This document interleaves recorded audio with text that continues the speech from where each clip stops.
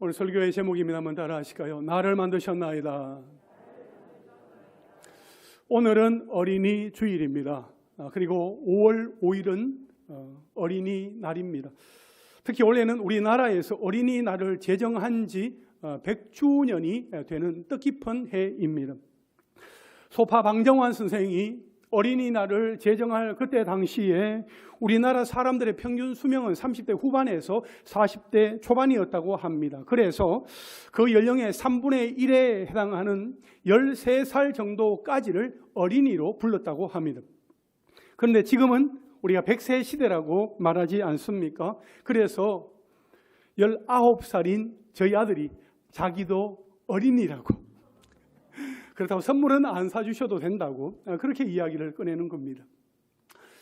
선물이라고 하니까, 어린이날 선물이라고 하니까 생각이 나는데 저희 아들은 무조건 레고였습니다.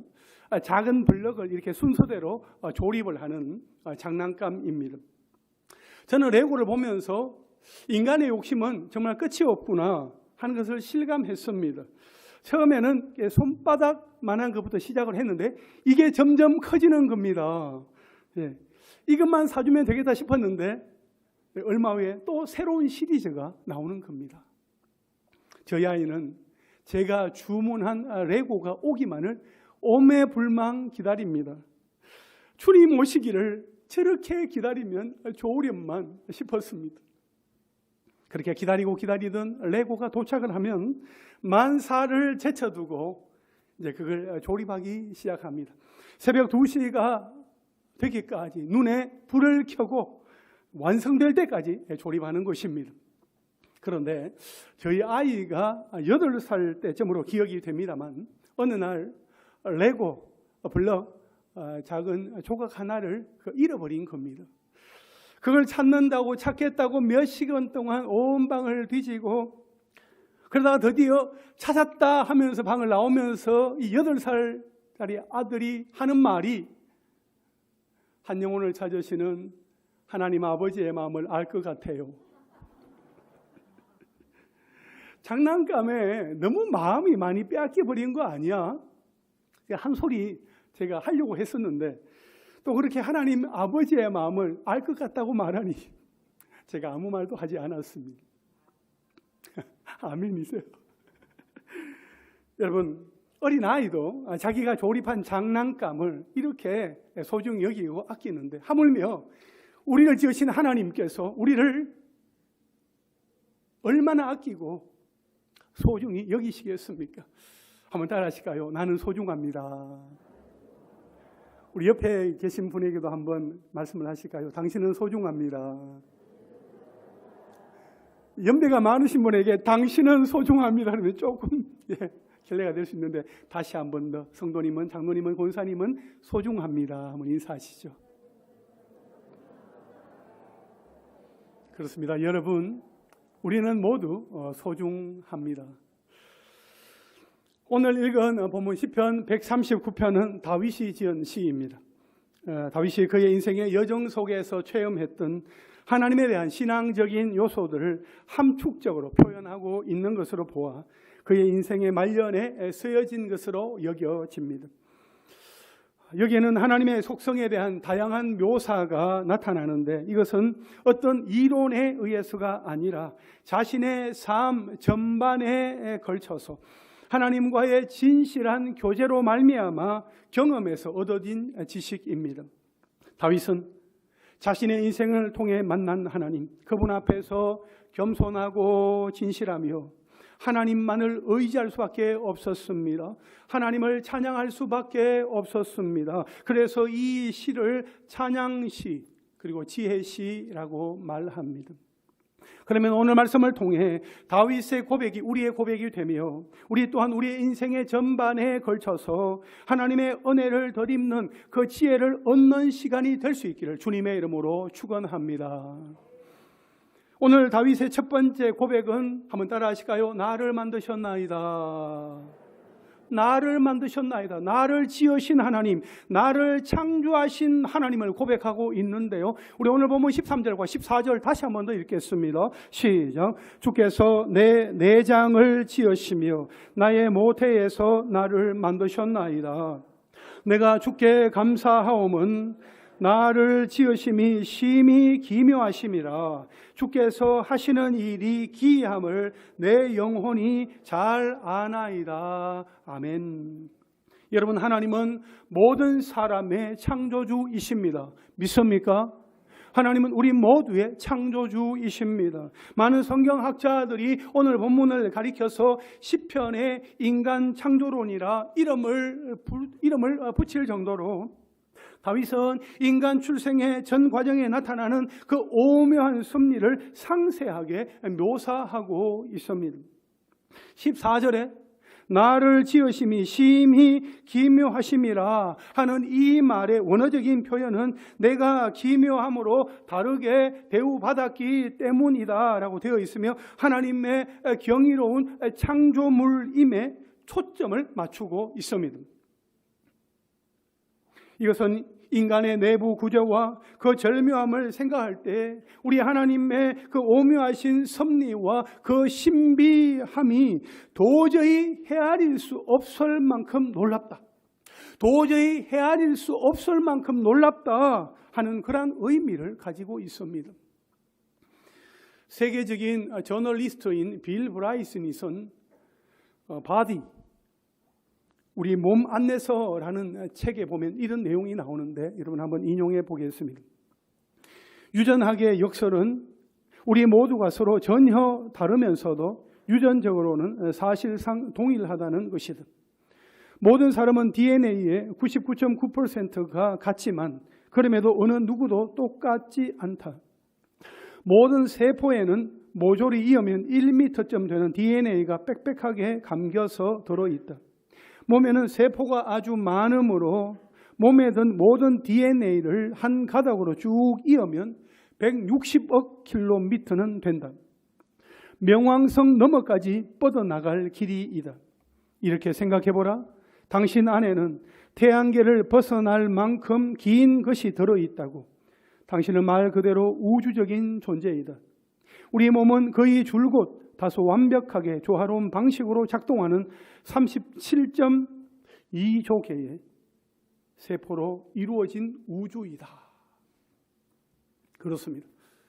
여러분, 과학으로는 도저히 설명하지 못하는 인체의 신비로움과 조화로움은 인간이 창조주 하나님을 인정할 수밖에 없는 증거이기도 합니다. 15절 말씀에 내가 은밀한 데서 지음을 받고 땅의 깊은 곳에서 기이하게 지음을 받은 때에 나의 형체가 주의 앞에 숨겨지지 못하였나이다 했습니다. 여기에서 은밀한 곳, 땅의 깊은 곳은 둘 다 어머니의 태에 대한 비유적인 표현입니다. 특히 땅의 깊은 곳이란 인간이 흙으로 지음받았다 하는 것을 암시하는 표현입니다. 또한 기이하게 지음을 받았다 하는 것은 무엇을 직조하여 만들어지다 또 수놓아 만들어지다의 그런 뜻인데 마치 장인이 형용색색의 실로 짜서 옷감을 만들듯 옷에 장식을 수놓듯 인간이 창조주 하나님을 통해 아름답고 정교하게 창조주로 만들어졌음을 시적으로 표현한 것입니다. 한 생명이 잉태되어 태어나는 모든 과정이 하나님의 보살피심과 계획하심, 개입하심과 주관하심 안에 있음을 함축하고 있는 것이지요. 특별히 13절에서 주께서 내 내장을 지으셨다고 할 때에 이 내장은 우리 인간의 오장육부를 가리키기도 하지만 성경에서 인간의 내면을 나타낼 때 상징적으로 사용되는 말이기도 합니다. 다시 말해 하나님께서 단순히 신체 장기만 만드신 것이 아니라 인간 내면의 모든 정서와 의지, 개성과 특징까지 지으셨다는 의미도 함께 가지고 있는 것입니다. 참 신기한 것이 한 부모 밑에서 태어난 형제 자매라 할지라도 어쩌면 그렇게 성격이나 기질이 다를까요? 저희 집에도 제가 5남매로 이렇게 형제들이 이렇게 자라게 되었는데 형제들이 다 달라요. 다 달라요. 같은 부모, 같은 환경에서 자랐는데도 다 다른 것을 보면 참으로 신기합니다. 여러분, 아무리 형제라 해도 다 다르기 때문에 형제들끼리 비교하면 안 됩니다. 물론 부모인 나와 가장 잘 맞는 자녀들도 있지만 나와 잘 안 맞는 자녀들도 있습니다. 도대체 누구를 닮아 그런지 나하고는 안 맞아, 도무지 안 맞아 하면서 정말 이해가 안 되는 그런 자녀도 있습니다. 이삭에게는 쌍둥이 두 아들 에서와 야곱이 있었습니다. 아버지 이삭은 남자답고 야성미가 넘치는 형 에서와 잘 맞았지만 조용하고 세심한 동생 야곱은 어머니 리브가와 잘 맞았습니다. 부모의 편에는 형제를 경쟁 구도로 내몰고 말았습니다. 여러분, 다윗은 우리의 오장육부를 지으신 하나님께서 우리에게 특별한 개성과 특징을 주셨고 또한 그에 따른 강점과 약점을 허락하셨다 하는 것을 말하고 있습니다. 하나님은 우리를 태생적으로 우월하거나 또 열등하게 지으신 것이 아니라 각 사람을 그 나름대로의 특성과 가치를 지닌 존재로 지으셨으며 서로가 서로의 연약함을 보완해 주어야 할 존재로 만들어 주셨다 하는 것입니다. 베드로나 바울 등 성경 속의 인물들도 보면 하나님은 그들의 약점, 연약함까지도 들어서 강점으로 사용을 하셨고 그들의 강점을 극대화하셔서 하나님의 뜻 가운데 사용하셨습니다. 고린도후서 12장 9절에 보면 나에게 이르시기를 내 은혜가 네게 족하도다 이는 내 능력이 약한 데서 온전하여 짐이라 하신지라. 그러므로 도리어 크게 기뻐함으로 나의 여러 약한 것들에 대하여 자랑하리니 이는 그리스도의 능력이 내게 머물게 하려 함이라 했습니다. 그러므로 사랑하는 성도 여러분, 우리는 우리 자신이나 우리 자녀들의 약점을 보고 쓸모없는 존재라고 그렇게 말하거나 판단해서는 안 됩니다. 또한 반대로 강점 때문에 교만할 이유도 없습니다. 아무리 뛰어나 보이는 사람도 아무리 부족해 보이는 사람도 모두가 다 하나님의 창조물임을 기억하고 서로의 가치와 소중함을 깨닫고 보완하고 협력함으로써 아름다운 하나님의 나라를 이루어가는 저와 여러분 우리 모두가 될 수 있기를 주님의 이름으로 축원합니다. 여러분, 하나님은 한 사람의 출생의 전 과정을 다 아실 뿐만 아니라 그 사람의 일생도 미리 다 아십니다. 그래서 이 다윗의 두 번째 고백은 주의 책에 다 기록이 되었나이다입니다. 나에 대한 계획을 가지고 계신 그 하나님을 고백하고 있는 것이지요. 우리 16절 말씀해 보시면 내 형질이 이루어지기 전에 주의 눈이 보셨으며 나를 위하여 정한 날이 하루도 되기 전에 주의 책에 다 기록이 되었나이다 했습니다. 다윗은 자기가 사는 날이 정해졌고 그의 형질 즉 태아가 이루어지기 전이어서 단 하루도 살지 않은 때에도 그에 대한 모든 것이 하나님의 책에 기록이 되었다고 말하고 있습니다. 이것은 사람의 운명이나 한계를 한탄하거나 이 점을 지적하려는 의도가 아닙니다. 이 말씀은 각 인생에 대한 하나님의 깊은 관심과 애정이 근본적으로 나타납니다. 또한 하나님이 각 사람에 대한 나름대로의 구체적인 계획을 가지고 계셨음을 의미합니다. 그리고 하나님이 각 인생의 모든 것을 다 아심으로 생애 전체를 돌보아 주실 것을 나타내 주는 말씀입니다. 이사야 46장 4절에도 보면 너희가 노년에 이르기까지 내가 그리하겠고 백발이 되기까지 내가 너희를 품을 것이라. 내가 지었은즉 내가 업을 것이요 내가 품고 구하여 내리라 이렇게 말씀을 하십니다. 그렇다고 해서 마치 하나님께서 우리의 모든 삶을 다 설정해 놓으시고 우리는 그저 하나님이 짜놓은 프로그램대로 움직이는 그 로봇처럼 움직이는 존재인 것처럼 그렇게 오해해서는 안 됩니다. 심지어 이러한 잘못된 이해로 자신의 실패와 죄조차도 하나님의 예정 아래 있었던 것이라고 말하면서 자신의 모든 잘못을 하나님께 전가하려고 해서도 안 됩니다. 여기에서 다윗이 말하고자 하는 것은 기계적인 예정이 아닙니다. 다윗은 하나님이 우리의 과거와 현재뿐만 아니라 우리의 미래까지도 다 알고 계시는 전지하신 분이다 하는 그 사실을 말하고자 했던 것입니다. 여러분, 남자와 여자가 만나서 가정을 이루고 자녀를 낳습니다. 아이를 위해서 태아보험을 들고 어떤 젖병으로 먹일지 또 어떤 유모차에 태울지 고민을 합니다. 아이가 좀 자라면 어떤 어린이집에 보낼지 어떤 학교에 보낼지 계획을 짭니다.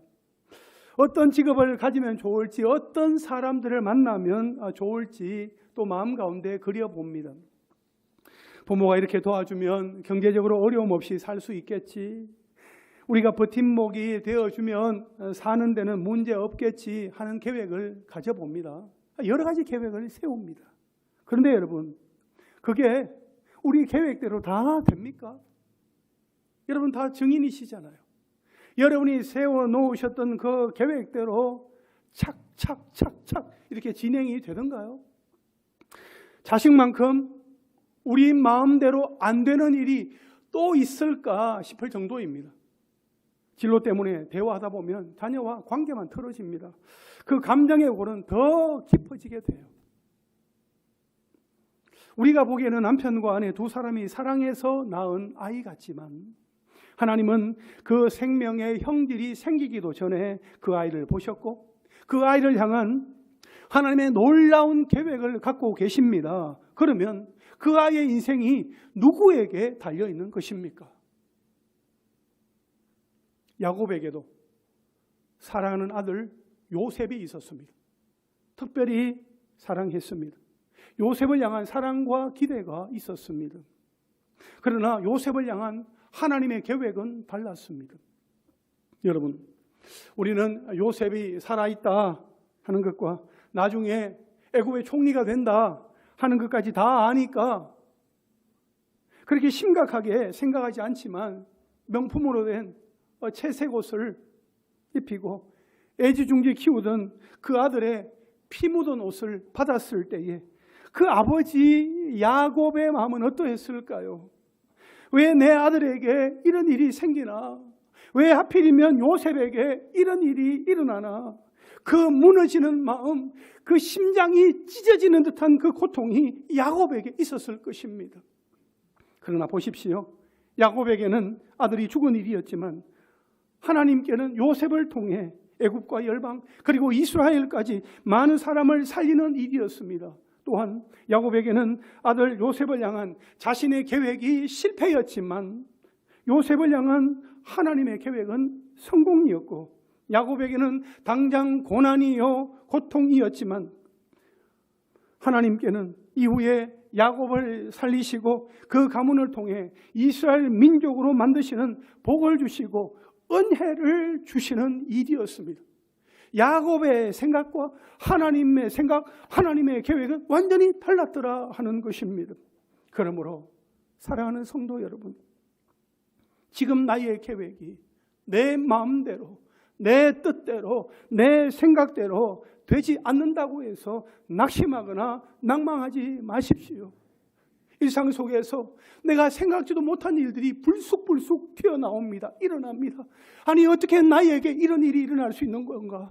어떻게 우리 가정에 이런 일이 생기는 건가? 어찌하여 우리 가문에 이런 일들이 일어나게 되는 것인가? 생각하지도 못하고 상상하지도 못했던 일들이 일어나는 그 순간, 그럼에도 불구하고 여러분을 향한 하나님의 계획이 있음을 여러분 신뢰한다면 우리는 실망하지 아니하고 낙심하지 않을 수 있습니다.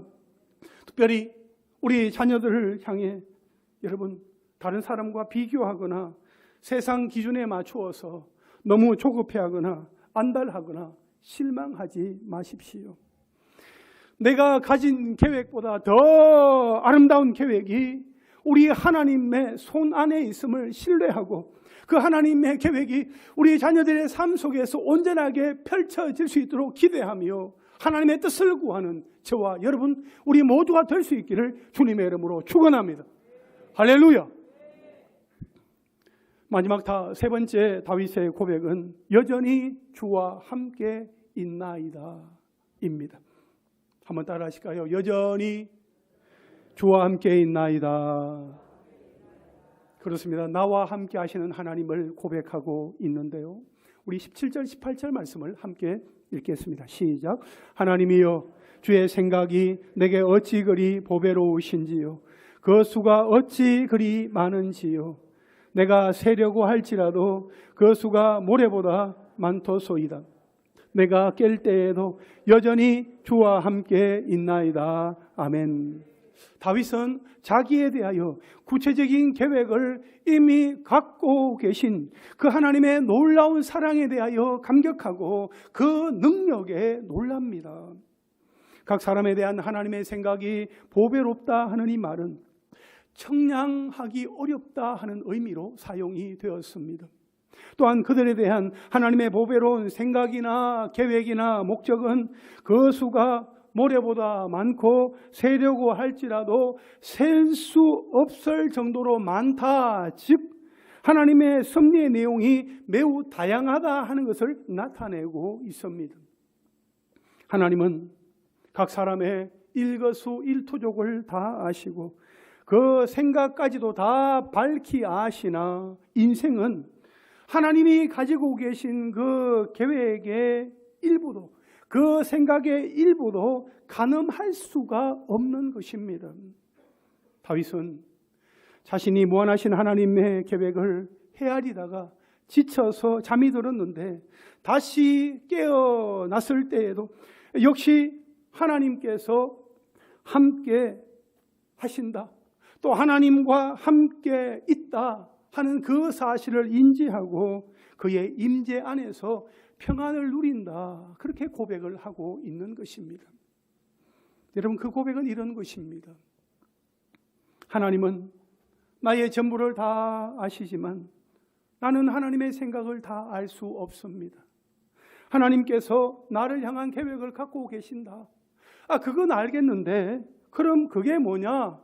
라고 했을 때에 나를 향한 하나님의 생각과 계획은 너무나 무궁하고 지혜로워서 내 머리, 내 지식으로는 도저히 헤아릴 도리가 없는 것입니다. 그러나 내가 이 하나님의 계획을 다 이해하지 못하고 다 헤아리지 못하고 다 알지 못해도 여전히 하나님은 나와 함께 계신다 하는 것입니다. 하나님은 여전히 나와 함께 계신다 하는 그 사실을 알면, 그 사실을 믿으면 우리는 고난 중에도 소망을 가질 수 있습니다. 평화를 누릴 수 있습니다. 인내할 수 있습니다. 승리할 수 있는 것입니다. 아멘이십니까? 야곱은 자기의 아들을 향한 그 하나님의 계획을 알지 못하였고, 요셉조차도 자신을 향한 그 하나님의 계획을 다 알지 못했습니다. 그럼에도 불구하고 하나님은 여전히 요셉과 함께 계셨습니다. 하나님께서 요셉과 함께 계셨을 때에 그는 형통한 인생이 되었습니다. 창세기 39장을 읽어보게 되면 그 2절과 3절 그리고 21절과 23절에 보면 여호와께서 요셉과 함께 하심으로 그가 형통한 인생이 되었더라.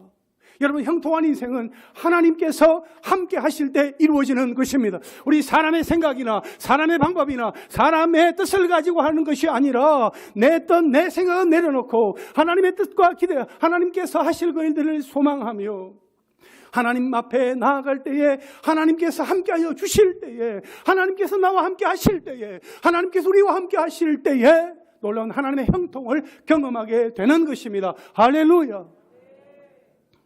여호와께서 요셉과 함께 하셨던 것처럼 특별히 어린이 주일을 맞이하여 하나님께서 우리 어린 자녀들과 늘 함께하여 주시기를 간절히 소망합니다. 우리는 우리의 참 부모이신 하나님께 우리의 자녀들을 온전히 맡겨야 합니다. 하나님은 우리 아이들의 마음을 아시고 그들의 미래를 아시며 그들을 향한 아름다운 계획을 갖고 계십니다. 그러므로 우리가 가지고 있는 부모로서의 권리를 포기하고 그 권리를 하나님께 양도하며 하나님께서 우리의 자녀들을 인도하시고 이끌어 주시도록 간구해야 합니다. 우리 자녀들이 하나님을 대면하여 만날 수 있도록 우리가 통로의 역할을 해야지 하나님과 우리 자녀들 사이에서 가로막이 되어서는 절대로 안 된다 하는 것입니다. 우리 자녀들이 부모를 의지하는 것이 아니라 참 부모이신 하나님을 의지하도록 이끄는 것이 부모인 우리의 사명이라는 것을 꼭 기억하시기를 바랍니다. 할렐루야. 이제 말씀을 정리하겠습니다. 사랑하는 성도 여러분, 나를 만드신 하나님은 나보다 나를 더 잘 아십니다. 나를 향하여 더 놀라운 계획을 갖고 계십니다. 우리가 하나님 앞에서 겸손하고 진실해야 하며 하나님께 모든 것을 맡기며 하나님께로 나아가야 하는 그 이유가 바로 여기에 있습니다. 하나님이 우리를 아시고 어디에나 계신다 하는 사실은 구속이나 간섭이 아니라 보호이고 평화입니다. 하나님은 우리에 대한 정보를 누설이 아닌 동감의 자료로 삼으시고 우리의 위치를 추적이 아닌 동행의 좌표로 삼으십니다. 우리를 향한 보배로운 생각을 셀 수도 없을 만큼 많이 가지고 계신 하나님께 우리의 모든 문제를 다 맡겨드리고 날마다 그분과 동행하며 살아가는 저와 여러분 그리고 우리 다음 세대 우리 자녀들이 다 될 수 있기를 주님의 이름으로 축원합니다. 할렐루야. 아멘.